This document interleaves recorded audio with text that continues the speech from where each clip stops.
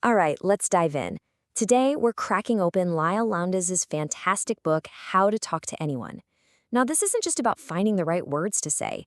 Nope, this is all about becoming way more confident and honestly just more charming in pretty much any social situation you can think of.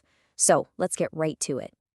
You know that feeling, right? We've all been there. You're in a room, maybe at a party or a networking event, and your mind just goes completely blank. That little wave of anxiety hits, and you want to connect with people, but you just have no idea where to even start. Well, that is exactly what we are going to fix today. And this quote, this is pretty much the core idea of the entire book. It's the golden rule. See, great communication isn't about having the cleverest comeback or the most amazing story. It's all about emotion. It's about making the other person feel seen, feel heard, and feel important. So, if it's all about them, what does that actually mean? Well, it means you've got to shift your focus. Instead of being stuck in your own head, worrying about what brilliant thing you're going to say next, you put all your energy into making the other person feel like they are the most fascinating person in the world. I mean, think about it. Who doesn't love talking about the things they're passionate about, their own experiences, their own life? The real secret is just unlocking that.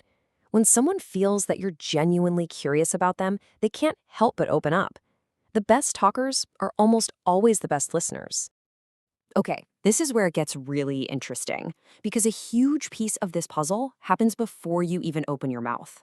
First impressions, they're made in seconds, and they are almost entirely nonverbal. Your presence, your body language, it speaks volumes. All right, this first technique is just fantastic. It's called the flooding smile. So instead of giving that quick automatic smile the second you make eye contact, you pause. Just for a beat. You hold their gaze, then you let a big, warm, genuine smile spread across your face. It makes that smile feel like it was earned, like it was meant just for them. And you can really see the difference here, right? An instant smile can feel like a polite reflex, something we just do. But that flooding smile, that feels personal. It tells the other person, oh, it's you I'm happy to see. And that simple shift creates this instant, really memorable warmth. Here's another one that is so subtle, but so powerful. Sticky eyes. Now, this isn't about some intense, creepy staring contest. Not at all. It's just about holding eye contact for that extra split second, even when you're done talking or as they start to look away. It sends this incredible nonverbal signal that you are completely captivated by them and what they're saying. And I just love the name of this one.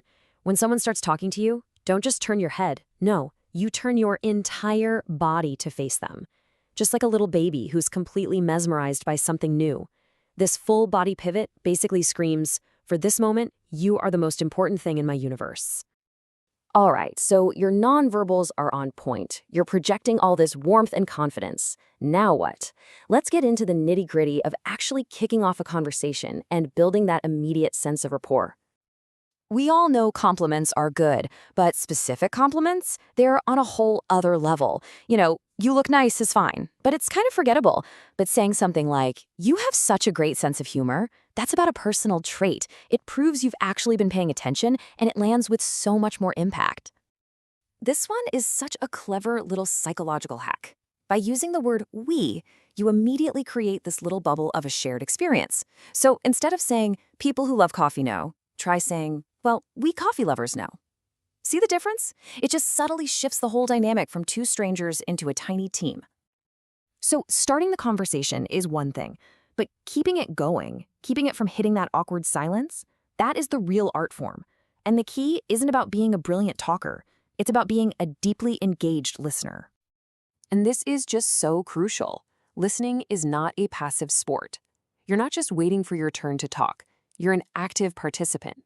You're like a great co-pilot, gently guiding the other person, making them feel totally comfortable to share more, and showing them you're right there with them on the journey.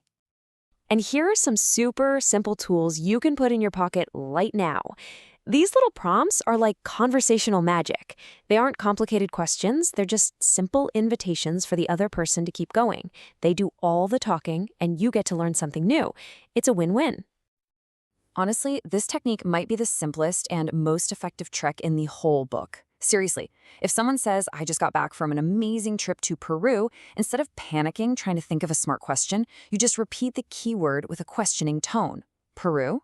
It works almost every single time. It's an effortless way to keep them talking. Now, this is how you build a real, genuine connection. If a friend tells you, I am so overwhelmed with this project, your first instinct might be to offer advice. Don't. First, just echo the feeling. Say something like, wow, that sounds really intense. By validating their emotion first, you show them that you truly get it, and that builds an incredible amount of trust. Okay, we have covered a lot of ground here, from the silent signals you send with your body to the little words that keep conversations alive. So let's pull some of the most powerful and easiest to use techniques into a simple toolkit that you can start using, like, right now. Think of these 4 as your conversational superpowers. You don't have to master all 92 tricks from the book at once. Just pick one. Maybe this week, just focus on trying the flooding smile. See how people react. I think you'll be pretty amazed at the difference it makes. And if you take away only one thing from all this, please let it be this. Don't get so caught up in trying to be the perfect conversationalist. The goal isn't to put on a show. It's about being genuinely present with another human being, offering them your warmth and your undivided attention. That's the stuff people really remember. So, as we wrap things up, I'm going to leave you with that question. Out of everything we talked about, what's one little technique you're going to try out today or this week? Because the real magic doesn't come from just knowing this stuff, it comes from actually doing it. Now go out there and make some amazing connections.